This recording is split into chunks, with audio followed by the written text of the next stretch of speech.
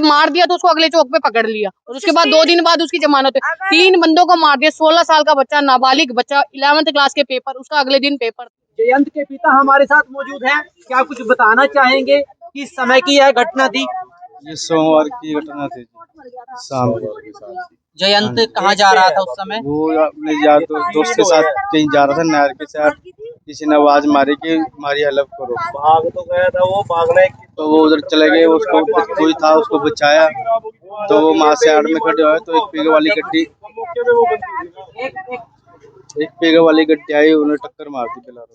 तो पिकअप गाड़ी सवार चालक को अरेस्ट कर लिया था मौके से ही? वो आगे जाके किया था, 2 किलोमीटर जाके किया था। तो जयंत अब तक कहाँ पर था? अस्पताल में एडमिट था। दम कब तोड़ा है जयंत ने? वो रात को चोटें कहाँ कहाँ पे आई थी? सारी जगह में चोट थी, पेट सारा कट चुका था, टांगे में फ्रैक्चर था, छाती में फ्रैक्चर थे, काफी फ्रैक्चर थे, जो मतलब इलाज मेन उसके ब्रेन में चोट आ गई थी। हुआ कैसे था? ये बोलेरो पिकअप गाड़ी ने टक्कर मारी थी। पीछे से टक्कर मारी थी या सामने से टक्कर मारी थी? वो साइड में खड़े थे, साइड में खड़े हुए टक्कर मारी है बोलेरो गाड़ी वाले ने।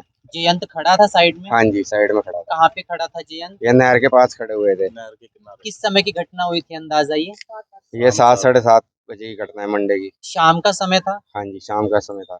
तो क्या नशे में था कोई बोलेरो चालक? हाँ जी, नशे में था बोलेरो चालक।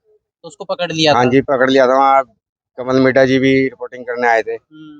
कमल मीठा जी ने भी रिपोर्टिंग करी थी। वो उसमें कह भी रहे हैं कि ड्रिंक की हुई है, तुमसे तो बोला भी नहीं जा रहा है। और परिवार में कितने भाई हैं जयंत के? जयंत एक ही है अपने परिवार में, अकेला ही बेटा? हाँ जी, अकेला ही बेटा है। दुखद घटना हुई है। हाँ जी, सख्त कार्रवाई की मांग सख्त करते हैं। कार्रवाई होनी चाहिए। बोलेरो चालक का पता चला है कहाँ का रहने हाँ जी, वाला है? पता चला है जी, वो पकड़ा गया था उसी दिन बोलेरो चालक, उसकी जमानत भी हो चुकी है। क्या हुआ था जैसे उन्होंने बताया पूरी स्टोरी, पर हम जब गए जगमोहन सर के पास तो उन्होंने ये बताया जी एक्ट 106 लगेगी, जिसकी कम से कम 1 साल की सजा और ज्यादा 5 साल की सजा है। अगर ड्राइवर ऑन द स्पॉट पकड़ा गया, वो बाहर घूम रहा है और वो पीछे से शराब पी के आ रहा था, अगर कुरुक्षेत्र से लेकर करनाल तक कोई चेक पॉइंट नहीं है, कहीं चेकिंग नहीं थी। और शाम को इसमें 6:30 बजे पी के वो अगर आप निकलोगे ना भी 6:30 बजे तो आपको मीटर चेक करके चलान कर गली देगा। के बाहर निकलते ही वो पाइप मशीनें लगा के चेक करते हैं। अगर वो कुरुक्षेत्र से करनाल आए तो कोई चेकिंग नहीं थी कहीं पर भी, इवन कहीं चेकिंग तो। और पूरी नहर पे एक भी लाइट नहीं है, पूरी नहर के ऊपर अंधेरा है। इतना बड़ा हाईवे बना दिया, वहाँ एक भी स्ट्रीट लाइट नहीं है। स्ट्रीट लाइट तो कम से कम होनी चाहिए। सरकार है, हम मानते हैं हमारी सरकार बहुत अच्छा काम कर रही है, मगर कुछ छोटी छोटी चीजें जिन पे ध्यान देना जरूरी है। अगर वो कुरुक्षेत्र से शराब पी के आ रहा था, बीच में कोई पुलिस वाला नहीं रोकने वाला था उसको, तो उसको अगले चौक पे पकड़ लिया और उसके बाद 2 दिन बाद उसकी जमानत हुई। 3 बंदों को मार दिया, 16 साल का बच्चा, नाबालिग बच्चा, 11th क्लास के पेपर, उसका अगले दिन पेपर है और उसको मार दिया और उसके बाद वो अब ऐसे ही घूम रहा है। क्या कानून है? तो स्पीड उसकी वैसी आ रही होगी ना, पीछे से स्पीड आ रही होगी। ये तो नहीं है कि हमारे बच्चों को देखकर उन्हें स्पीड बढ़ाई होगी। एक लोटा क्या करेंगे माँ बाप, सारी उम्र रोएंगे बैठ के। और हमारा कानून तो बस जीरो है, पता चल रहा है। जीवन नगर का जी, करनाल का रहने वाला है। और जो 2 लोग थे उनकी भी एक्सपायर, वो तो on the spot he expire हो गए थे। ये 4 दिन से अपनी जिंदगी के साथ लड़ रहा था बेचारा वीर को हॉस्पिटल में, मगर हार गया।